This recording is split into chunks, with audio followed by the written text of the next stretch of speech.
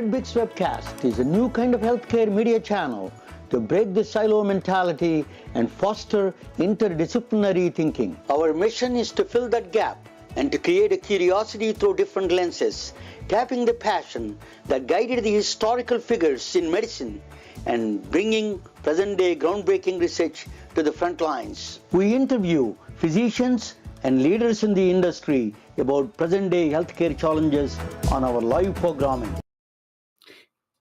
Hey, welcome to the MedBix webcast. This is Raman Annamaraju. I'm the host. We have a special today. It's like a musical day. Actually, in fact, I'm after this program, I'm going to another musical program, Carnatic music of southern India. So, Binaural Beats. Today program is focused on binaural beats. It's based on a little bit of Indian music and Indian, Sanskrit language of womb. All those things. I'm just hearing a little bit of piece of it. I don't know much about these binaural beats. So Karen Newell is a very expert in this area. We're going to talk with her in a second. But the traditions of the music, the world music, the people are stressed around the world big time this time. I never seen like this in my life. This is the first time I've been here. The journey that mental stresses around the world is just out of control. Not only just in the United States, is all over the world. We need some kind of a alternative or some process that we need to calm us down. The systems are not helping us to relax, or we don't have much of a tools available nowadays. So people like Karen Newell can provide that tool. Karen Newell is an expert in the binaural beats. By what I understand is very little bit about it. She can explain a little bit. Is a binaural beat is that when you produce a two, is a auditory illusion. Brain produces a third beat between the two beats. That's fascinating to me as a physicist.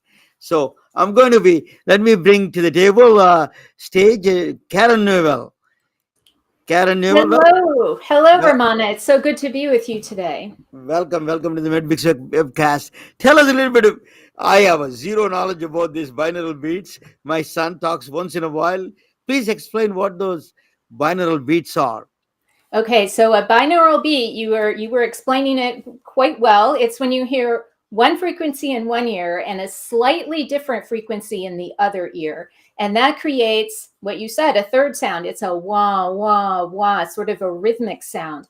And if you've ever listened to crystal bowls or brass bowls, they're emanating binaural beats. So that's that beautiful sound you hear, just, kind of rhythmic sort of sound, wah, wah, wah, but really beautiful with crystal bowls with all of the overtones. But if you've listened to that type of music, then it's rather mesmerizing. And the science behind that is that the difference between those two frequencies that you're hearing are actually correlated with a brainwave state. So delta is when we're asleep. That's when we're in our calmest state. That is when your brain would produce an electric signal as measured with an EEG device of 0 to 4 hertz. Interestingly, hertz is also how we refer to different frequencies of music. So that makes it rather simple. 4 to 7 hertz, that's the theta state. That state is associated with deep meditation, creativity, and alpha is just above that, 7 to 12 hertz. That's associated with focus, concentration, say you're studying or, involved in some activity where you're really in that flow, that zone. And up from there, 12 to 30 hertz, that's the beta state. That's the state we're in when we're walking, we're talking. That's the state I was in when I first tried to meditate. Very challenging because in that beta state, before you get calmed down, that's when your inner voice is just, making lists and having imaginary conversations, making plans, all of that. And when I would try to meditate, that's all that would happen. So it was very frustrating. And I know in Tibet, it takes 10,000 hours of practice before you're considered to be an expert meditator. So it's kind of a career in that sense. And most of us have other careers. And so it's nice to have shortcuts or training wheels. And that's what these binaural beats can help with, because they help take your brain from that beta state of awareness. And remember, you're listening with headphones, so you get those two signals in the ear. So you put your headphones on and start to play that music, and quickly you'll find yourself into a more relaxed state, because most of the binaural beat recordings that we create contain right around that 4 hertz, the border between asleep and awake. And this is a state we're naturally in every day as we fall asleep at night. That's the hypnagogic state. When we're waking up in the morning, it's rather similar, but it's referred to as the hypnopompic state, because we were coming out of sleep rather than going into sleep. So it's kind of like taking your brain into a calmer state of awareness. And from there, that creates a foundation for all kinds of activities. Is there any, just let me ask you a little bit of scientific evidence. I'm a physicist, so I need to ask you, is there any scientific evidence for this binaural beats, that relaxed state, it brings you to the relaxed state? Yes, in fact, most of the research in binaural beats is done in the psychiatric field, because it's related to different mental states of awareness. And so we were fortunate to have a psychiatrist in New York City, Dr. Anna Yusum. She's a Yale-trained psychiatrist. She was also very interested in spiritual health, more beyond mental health. But at any rate, she did a pilot study in her psychiatric practice, and she had people listen to our recordings for about 2 weeks as a daily activity. And she had them fill out this state trait anxiety inventory. That's a standard form that's used in psychiatric research for measuring levels of anxiety, both state anxiety, when you're in certain situations and you might feel anxious, or trait anxiety, which is you're just anxious all the time. That's who you are. And when she did this study, she found that anxiety was reduced by 26% after just 2 weeks of listening. Now, her control group, those were her psychiatric patients who were just getting their regular therapy, but not listening to the music in their free time.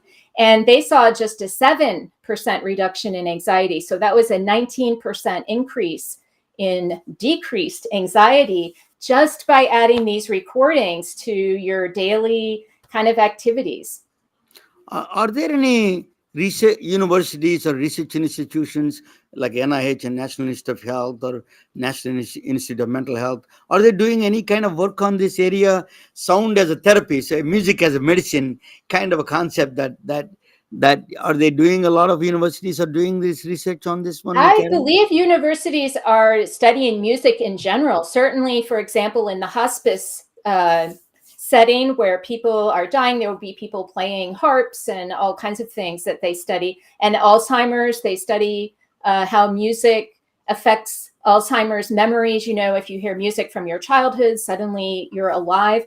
I know just from looking at all of the binaural beat studies out there that there's many of them. Many, many people have studied binaural beats. I'm not sure of a specific university who has made that a priority, however. But if you search binaural beat research, there's all kinds of research about mostly mental health, depression, anxiety, focus, concentration, for issues like ADD or ADHD. I wish more people would study it. That would be a wonderful thing to study. And the effects are rather immediate. And so it's something that everyone responds to in a unique way. And so there's a very wide range of responses, but I think it would be really nice to get some more statistics on kind of the general trends. You said that one of the common applications you were just mentioning about sleep.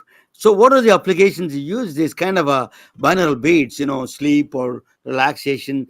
You're saying beta state to alpha state that you bring it, right? That's what you're saying. These binaural beats brings from a beta state to alpha state, which is a lower frequency. That is what everybody seeks nowadays because we are all stressed out. So Exactly. what are just tell us a little bit of common applications that you think of. These, where do you use them, and what kind of people that they need these kind of things? Just to give us a little bit. Well, certainly insomnia is one of the most common ailments that many of us suffer from. I'm one of those people who have trouble with insomnia. And I spent about 2 years when I lived on this street corner where there was a traffic light and all kinds of traffic going on. every single night I would listen to binaural beats over speakers, and I was able to sleep. And so again, everyone's unique. They're going to respond in different ways, but many, many, many of our listeners have found relief from insomnia. And some people have used them, as I said, to reduce anxiety, depression, and things like that. But there are some other interesting applications that people have used. For example, there was a woman in I think it was the Netherlands, and she was blind, and she had all kinds of trouble with anxiety walking around out in the world. She had a cane. Sometimes people would be with her, but she would still occasionally run into a sign, something that was higher, that her cane wouldn't detect. And so she would spend time on a treadmill, and she would listen to our recording. She would get into that relaxed state, and then she would imagine herself walking out in the world, and that anxiety would come up. And then as she was listening, she was just calm herself down, find that state again, and say, no, it's all okay. And after a time, the anxiety about walking out in the world decreased significantly. And she wrote to me very excited about this. And we had another guy. I always encourage people to experiment because you just never know. But he had chronic neuropathy, and he would listen to one of our recordings all throughout the day. He would wear earbuds, but the volume was very, very low so that he could do his activities. But somehow this reduced the pain of his neuropathy. And so all kinds of creative ways that people have used the recordings. People use them to kind of change their limiting belief systems, for example. That theta state, alpha and theta, are really useful for that.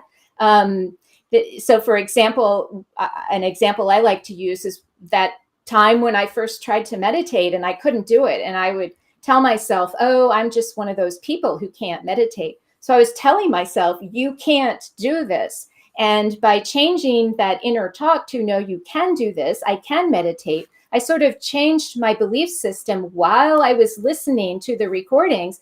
And at first I didn't think of it as meditation, but once you're able to hold that quiet focus inside, you're achieving meditation. And of course, that's something that universities all over have studied, especially, forget the exact university in Wisconsin, who was originally motivated by the Dalai Lama himself, who wanted to know what is the science behind all of these effects that we're feeling, and how wonderful that he did that, because it used to be so amorphous. We didn't understand, and having data really helps, especially the Western mind, to grasp these kinds of concepts. He gave a long list of kind of medical conditions. Insomnia is one of them.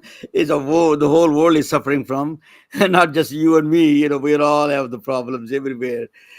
So, what this music? If you hear this kind of, is a precursor to. If I want to do meditations, for example, it's a great precursor to the meditation, right? I mean, you start with the music, and then you can get into the calm state, and then you can follow other things. Otherwise, our monkey brains don't follow.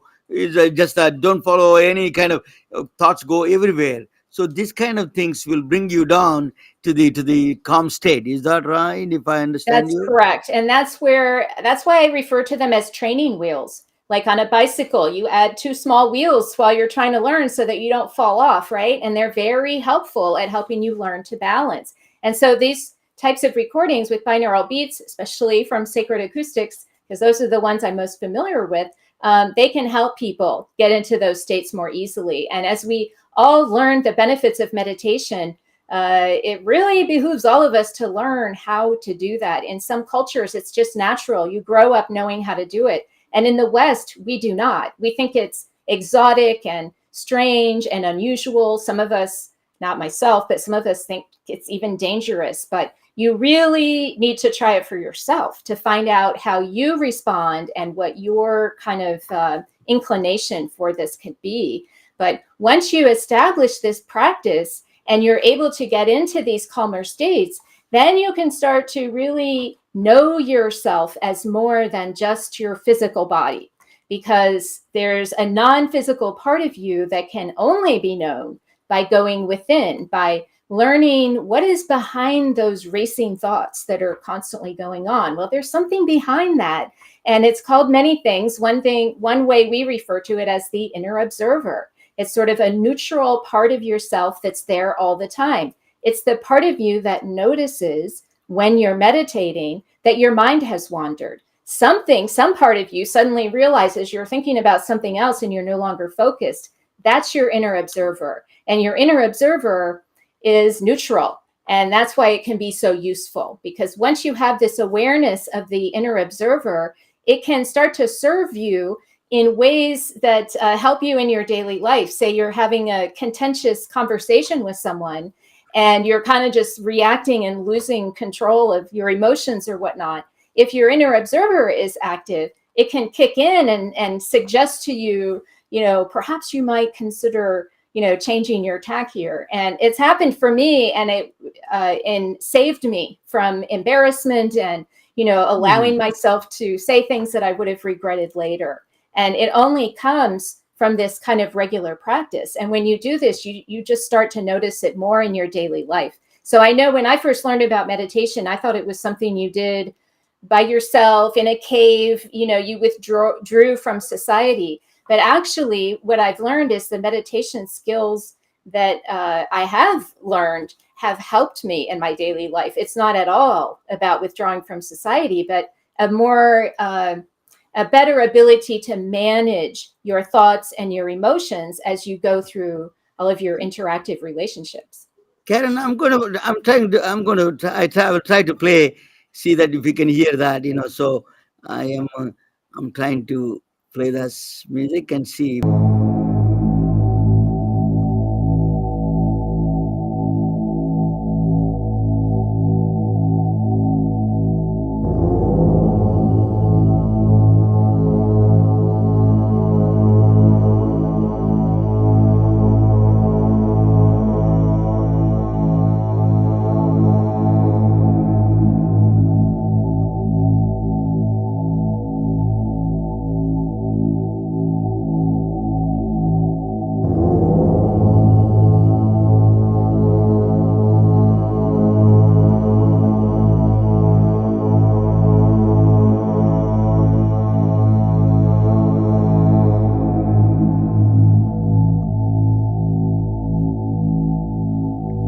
Well, for your listeners who do want to hear what we're trying to play here, it's available for free on sacredacoustics.com. Just look for the free download, enter your email address, and we'll send you a link to this file.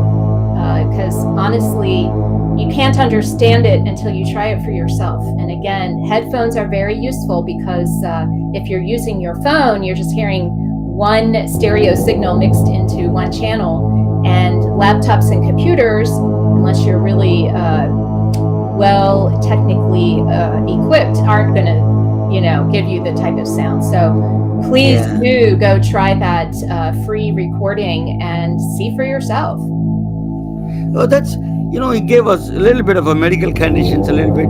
Do you know anything about cognitive function? It improves the cognitive function for people who listen to this one. Particularly, you just mentioned Alzheimer patients. So tell us a little bit about that, if you have any kind of information about that. About the effects on cognitive about the cognitive function, improving the cognitive functions of these people. Alzheimer patients, you mentioned Alzheimer patients, Yeah, well, the thing that they help the most with is focus, concentration, keeping your attention on one singular item. And that is what so many of us have trouble with, with the ADHD, just keeping our attention focused. And that's the most obvious way that they can help. But they can also, again, help, the cognitive behavioral therapy is where you kind of relearn different behaviors. And if you think about it, theta frequencies, that's 4 to 7 hertz, theta frequencies are what children are in naturally. They're walking around in theta, and that is when they're just little sponges soaking up knowledge, just constant knowledge, language, and all kinds of things. And so if you put your brain into a theta state, you can reprogram yourself to whatever is most beneficial for you. And I gave the example of, I can't meditate. No, I can meditate. It can be just whatever your particular goal is, and just change how you think about things. The power of belief can be seen in medicine through the placebo effect. And it always has fascinated me that medicine hasn't learned more about that placebo effect. Is there a way to enhance that, whatever it is, about a third, I think, about 30% of medicines will have their effect just based on a person believing that it will make them better. That is what interests me. What if we could increase that to, 80%, where just belief will help you heal a certain ailment? But these recordings, the reason I bring that up is because they can help you in your local, belief system to just really tackle those limiting beliefs. You just mentioned about children. These jittery feelings. People are playing video games and they're got jittery and all these things. Do they tell us what kind of people they can particularly? Does it help the children? Are there any side effects? Let us talk about that. What kind of people it helps more effective? You see, Well, people. it's interesting because most people who, at least until now, things are starting to shift, but most people who are drawn to this sort of thing are in the older category, sort of 50 plus or maybe 40 plus. Engineer minded people are very interested in binaural beats because there's a system to it. There's mathematics to it.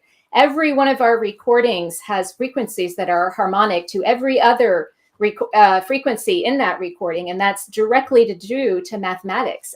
Music is just a formula of mathematics, so engineers are attracted to it. But lately, more and more younger people are becoming interested in this, and this excites me to no end, because the way we really bring change to our world is through the younger generations bringing the ideas forward into our new leadership, our new companies that are going to be created, and so on. And so even children, I know this firsthand because I have two grandchildren, one who is 6, very interested in video games, as you say, but he also is interested in meditation because children's programming seems to be kind of bringing that up. And so he'll sometimes say to his mother, who's my daughter, he'll say, "Oh, Mom, I need a timeout." And he'll go to his room and sit there with his 2 hands on his knees, cross-legged, and just kind of sit still with himself. And my daughter is just now starting to,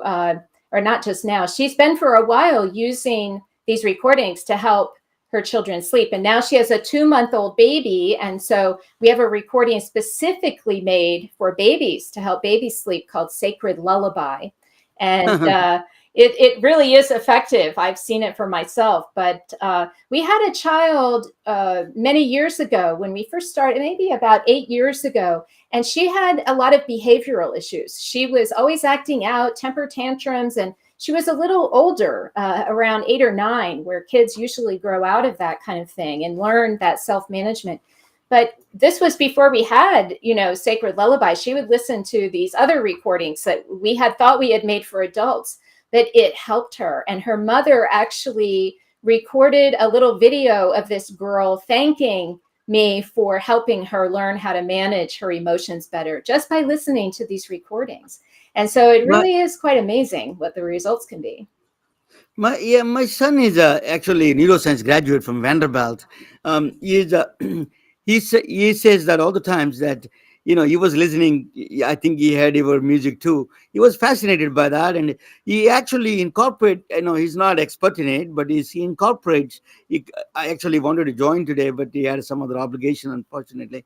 But he wants to incorporate your kind of music in his, for the young people, to the like rap or R&B, that kind of thing. The binaural beats incorporate in this kind of things. He was very much interested in this new generation, as you are talking about. They're very much interested in this kind of things.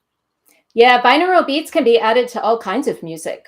Are there any specific binaural beats you use for different people, or everything is common for you have a common things, or different beats you use different people? Just tell us a little bit specific to the person that you design.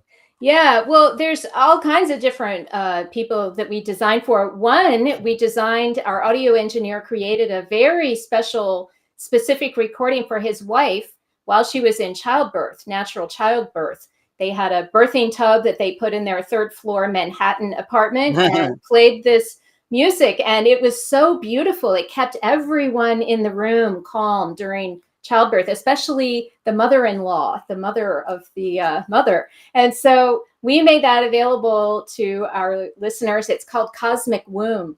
And I actually gave it to an OB obstetrician. And he started giving it to his patients. But he loved it so much, he would listen to it in his office while he was doing all of his notes.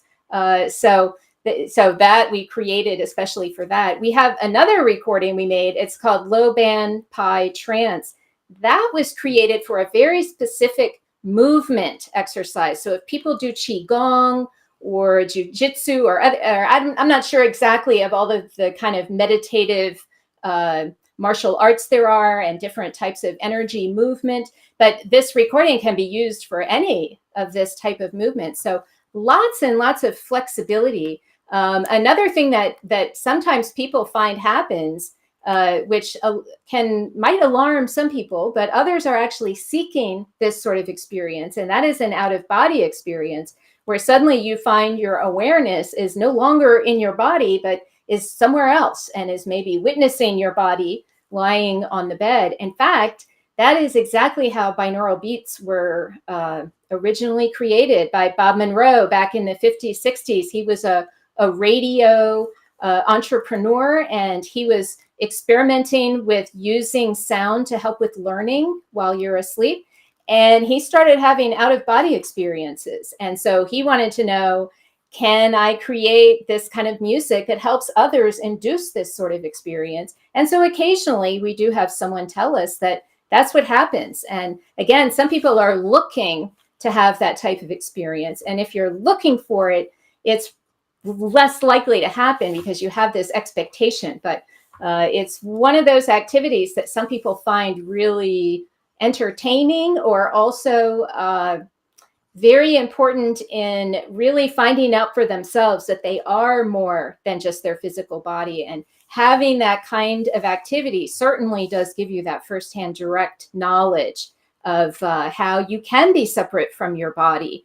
And this is that part of you that I guess you could call it a soul, that non-physical part of you that exists beyond the death of the physical body. And so getting to know that part of your eternal self is really important, and was part of my motivation for wanting to learn how to do all of this.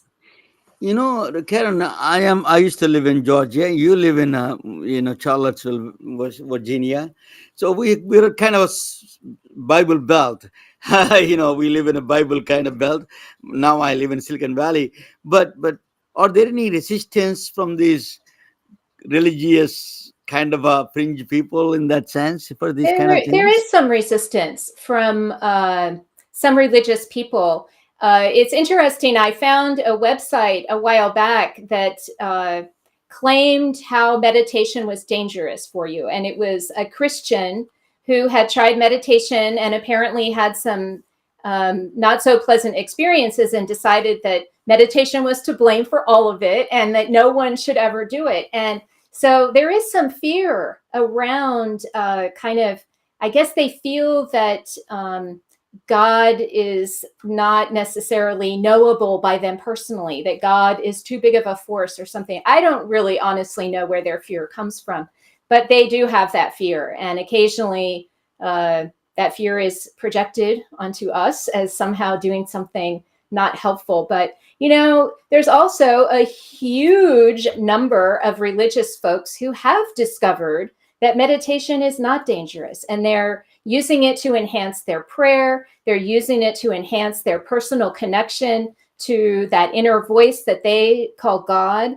And, it's very flexible. We don't have a belief system that we put on other people, except to have an open mind that you are more than just the physical part of you. That's all we ask. And from there, it really is, you were talking about other meditative techniques earlier, and I wanted to suggest that people can actually combine those meditative techniques while listening to our recordings. So different breathing techniques. I know I learned, there's pranayama breathing. There's all kinds of breathing through the heart that you can do from a particular form of Sufi heart rhythm meditation. And when I learned these techniques, and then I would do those same techniques while listening to the recordings. You had said maybe listen first, then do your meditation. That is how some people do it. Or the music can accompany throughout your entire meditative session, depending on, how it all works for you. But any type of mantras, mudras, breathing patterns, bring those into your listening sessions and see what the results are. Many longtime meditators will find that they go even deeper or have different kinds of experiences than they've had before. And of course, beginners, so many of us are beginners, that you just get a chance to even know what it feels like to meditate and then take it from there. But we're all unique. We're all going to start somewhere different. And so we like to meet people where they are. Where are you right now? What can these recordings do for you? Not, things that are years down the future, but how can they help you right now? And I wanted to mention before we finish that the recordings used in that pilot study that showed the 26% reduction in anxiety, that is a set of recordings that we offer on our website, sacredacoustics.com. It's called the Whole Mind Bundle. 9 recordings, delta, theta, and alpha frequencies, lots of flexibility. It includes a PDF guide or a printed guide if you buy CD format that tells you what to do, gives you all of the instructions on when to listen, how to listen, what to expect. And I hope people will take advantage of that, because the study was published in the Journal of Nervous and Mental Disease in February 2020. If you recall, that was 1 month before the pandemic really took hold of our world, and everyone was sent into anxiety in one way or another. And so that's when I made those recordings available at no cost, and they still remain at no cost. There's also a charge for those who, a small fee for those who can afford it. But if you can't, there's no barrier. Please go help yourself to those recordings, because as you reduce your anxiety, you're helping all of us, and you have my gratitude. Karen, are there any people you don't use this kind of, you don't suggest to this application, or a specific kind of people? Well, the classic kind of contraindication that I learned about, but I've never saw any evidence for, was people who had seizures might find these recordings to not be so helpful. Occasionally, I will get someone who is so sensitive to sound, it's just too much for them. Or very occasionally, I'll have someone say that they just get headaches and they can't get past the headaches. And sometimes that turns out to be related to caffeine withdrawal or some other activity that people don't realize. But very occasionally, I'll say even rarely, there will be someone, they just can't handle it. But some people will listen and they'll feel a little anxious. They won't feel calm. They'll actually feel a little agitated, and they'll think, oh my gosh, the tones are making me agitated. What really they're doing, as I discovered over time, is that they seem to be stimulating or activating energy that's already inside of you that is itching to be released. And so if you do feel kind of some discomfort or maybe some emotions, I used to cry and I would think, why, this is getting in my way. And then I realized, oh no, this is not getting in my way. This is very valuable because I can now release this emotion. And so all these kind of things can happen that might seem a little bit uncomfortable, but really in the end, they're helping you to clear any kind of residue in your system that isn't helpful, suppressed emotions from past events that were never properly processed, beliefs that aren't serving you, and so on. So, is there any headache or something like that side effect that is some people experience in this one? Very occasionally that will take place. But interestingly, I've also had people who have like migraine headaches, and the recordings make their headaches go away. Right. Yeah. And so it's really challenging to know for certain, because all of our brainwaves are different, and this is affecting our brainwave state. And I learned not so long ago that our brainwave state is as unique as fingerprints. So they can actually, take an EEG and identify someone. That's how unique we are, as a starting point. And so it's no surprise that we would all react a little differently. Karen, you are very close to good friend. He's Dr. Evan Alexander, a neurosurgeon. He was mentioning last time when he appeared on my podcast. He had a cold. He said that he was in the morning. He was listening to your Sacred Acoustics, and he came back and he was just normal, and he was full of enthusiasm and energy.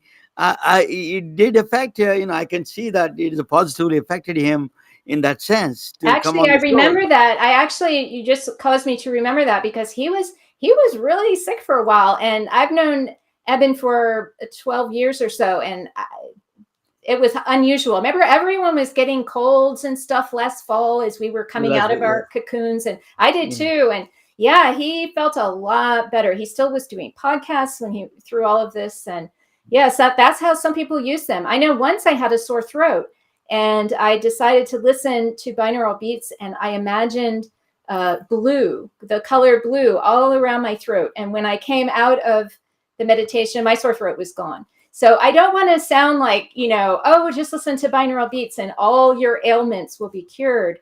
That's not the case. There's many, many different responses, but certainly healing is one of those responses, and it can happen immediate for something small or even large, but it can also take some time. So lots and lots of ways to approach this. I'm going to show you after this podcast a little bit about. I'm in Silicon Valley. The technology they want to use a virtual reality. Would you have you ever done the application with the virtual reality along with the binaural beats? Well, I have an Oculus 2, I think. So I am very sold that the kind of visual experience that the Oculus virtual reality device offers could definitely be enhanced with binaural beats. And Eben and I occasionally will run into people. One was in England, in London, maybe in 2014. Someone had developed a device that it was virtual reality, but it was rather cumbersome. You had to wear it on your body so that you could feel vibrations and stuff. They wanted you to actually feel things, not just see things. And I thought when we demoed this, I thought it could really be enhanced with some binaural beats. And so I think those applications are possible. I have not explored it. Occasionally, someone will reach out to us who has those abilities, and we haven't quite found the right synergy yet, but I expect that there's a lot of potential for virtual reality. I know they use it for PTSD, so I can only imagine that it can be useful in many other sort of medical settings. Because it is both visual and auditory, both that Right. kind of illusions it creates, that is a powerful. I want to ask you that, yeah, so that is one of the questions that what inspired you to get into this kind of a very strange field that is you're into? Yeah, that's a good question. Because I spent 25 years in the publishing industry. We published magazines and newspapers. So I went from the transition through desktop publishing all the way to the internet and had to learn all of that technology. So, how in the world? So, it was my personal explorations that got me interested in binaural beats. And it was at a workshop that I attended where I met Kevin Cossey. He's my co-founder of Sacred Acoustics. He's a mechanical and electrical engineer in Manhattan. He's a born and bred guy from New York City. So you know that personality, very driven and very serious. And he wanted to make his own binaural beats. And I thought he was silly because I thought that would be a musician's job. And he was an engineer. And he said, no. You take things apart, you put them back together. And so he got wind of the vast library of binaural beats that I had, and he wanted to check them out. And so I was in Baltimore, Maryland. He was in New York City, but we began a collaboration, really, of looking at other people's binaural beats, analyzing how they're created, and then creating our own. And I was kind of the muse. So Kevin would create recordings. I would say, oh, add some more delta. I was a big fan of delta because that helped me get into those deeper states. Other people, I've learned, too much delta, they just fall asleep. But for me, I was able to, at that point, maintain my awareness. And so more delta was helpful. But anyway, through our personal explorations, it was about a year into this that we met, who you mentioned earlier, Dr. Eben Alexander. And he had not written his book yet. In fact, he didn't even have an agent at this point, but he met his agent the week after we met. And interestingly, he had been using these binaural beats to return to the expanded state that he was in during his near-death experience while in a coma state. And so when he went up to New York City a few weeks later to talk to publishers, Kevin, who lived in New York, went to his hotel room, hooked him up to our frontal lobe EEG device, and had him listen to our recordings, and he was blown away. And so it was really Eben, Dr. Alexander, who said, you need to make these available for others. And Karen, by the way, you're going to come with me around the world and help teach people how to use them. And I said, no, I am not. You are crazy. You're a nut. I'm a technology girl behind the scenes. I don't do that sort of thing. And he said, we'll see. And so here in Charlottesville, someone asked him to do a workshop. That was in early 2013, a few months after Proof of Heaven came out.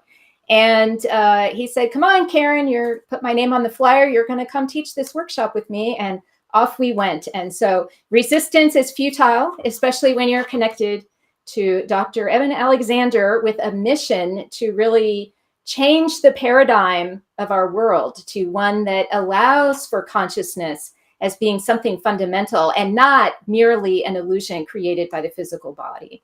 So that's how I got into this, thanks to Dr. Alexander. Yeah, I'm a great fan of Dr. Alexander.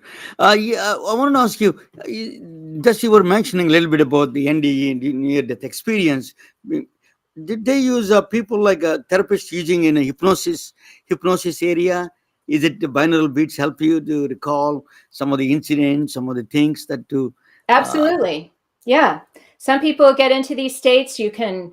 It all depends on how you're guided and what your intentions are. So once you get into these deep states, and this is with some practice, not just right away, but I've been in situations where I've gotten in contact with my council, the team of guides that apparently are helping me with my role here on Earth.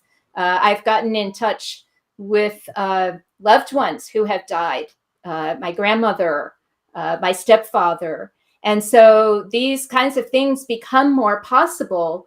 First of all, you just have to open your mind to the fact that it is possible, that the potential is there, that this is not supernatural, but completely natural for all of us to do this. These are some of the things that can be done. I am, music as a medicine is going to be the new kind of, even the NIH and the National Institute of Mental Health also started a kind called sound health. They started it. So it is going to be the popular, your kind of things are going to be really, that is that I'm a physicist. When the two black holes, when we heard the first gravitational waves, the first thing that we heard was just a tone. That first they played us a tone of how the black holes merging together in the beginning of the universe. It's those kind of a very powerful event in the history of universe, that when they are merging they make a sound, a very strange sound, and then very short period, that's very, it reminds me a lot of binaural beats. I felt that, as a physicist, it maybe that is what I'm recalling. I think music as a medicine is a underrated, underutilized. I think it is going to be the future of the one of the therapies. Definitely has to incorporate as a practice. I have no doubts about that. And my son is teaching me, and you are now gave me a lot more information than that. So I think that. Thank you so much. It is an absolutely wonderful. I think what you're doing, and the people need this kind of a therapies all over the world. I'm not just talking about some people, particularly the children, with all the jittery feelings, playing video games. There's tensions on the social media, and then the adults, that playing, I'm in technology place. They are focused on some things, writing, coding all day, and doing that kind of things. They're in a separate zone, and then older people that they feel lonely and all. I think you tell us a little bit about all this spectrum, how you wanted to see the future of the binaural beats. Yeah, it's interesting. I was struck by that. You just said people feel lonely. And during the pandemic, we were all feeling lonely. I wasn't, because I'm an introvert, but lots of folks were really missing that interaction with everybody. And of course, I was missing seeing my family and friends and so on. But we were all disconnected. And one of the things that Evan and I did during that pandemic is that we began a series of interviews with really our colleagues who we would normally have seen, if we were attending conferences and such. And so every single time we had an interview, we would end the recording with a meditation and end the interview with a meditation. And I didn't play the music. All I did was guide people to go into their hearts, feel their hearts, and then feel that heart expand to encompass the entire earth.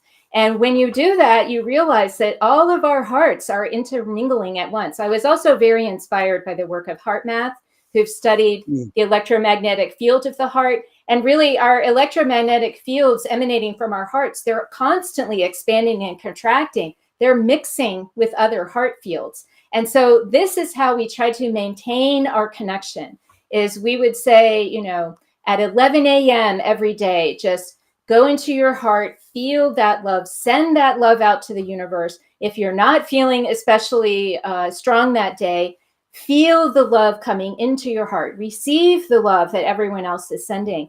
And this was, lots of folks found different strategies for staying connected throughout the pandemic. And this is one way we helped others to feel that connection. And really, I learned through my practice of meditation. At one point, I was meditating and felt this deep, deep, deep, deep loneliness and despair. And once I allowed myself to feel that, it was replaced with a feeling of connection, this team that I spoke of. It's there any time I need to tap in, and all of us have that same capacity. So really, another thing that comes to mind is that no one dies alone. People were so concerned during COVID about people being isolated in their hospital rooms and dying. But what we learned from hospice work, the work of Dr. Christopher Kerr, he's a hospice doctor in Buffalo who's done landmark prospective studies on what happens to hospice patients throughout the dying process. And one of the most common things is loved ones who have previously died show up, and they're there. So it's really impossible to die alone, because anyone that you've known from the past, even from the distant, distant past, if you have a loving bond and connection, they're there for you. And so this idea that anyone is ever lonely, we all need to feel a sense of community, but this idea of spiritual health is exactly that, of feeling that you're connected to something greater than yourself, of feeling that you have meaning to your daily life, and that there's an overriding purpose to your existence. That's what we think spirituality is. It's not about a religion, but it's about knowing yourself as something more, something that is connected to others, and knowing and feeling that even if you're physically disconnected, feeling that non-physical connection can help in so many ways. And we do have people who are isolated who find our tones incredibly helpful, because some of them have developed ways to journey within their mind. And so they may be trapped in their body, they're in their home, but with their mind, they can explore the universe. And this is how they, still maintain that connection, even though they're, rather physically limited. That's a very powerful statement you gave. Never die alone. That's we kind of, when I'm surrounded by people, still you feel lonely. That is just a very common, biggest symptom in the world right now. People are feeling lonely everywhere, and then they feel that they die alone. And that's another one, particularly older people.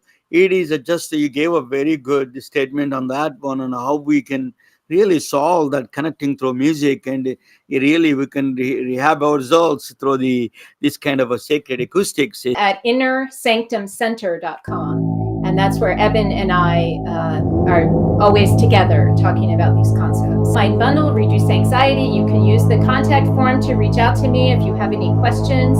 I'm happy to assist. Thank you so much. It's really educational for all of us. I learned a lot from you today about the binaural beats, and I'm going to listen. And definitely, it's going to be part of my routine because it has to be routine for everyone. Because this is the only way we can solve this problem of loneliness, solve this problem of stress, and the jitteriness and all these things. We needed a new tool. You're providing that. Thank you, Karen. I really appreciate that you're coming Well, on my thank you, show. Ramana, for all of the information that you share with your audience. Very much appreciated. Thank you so much. Good night, all of you.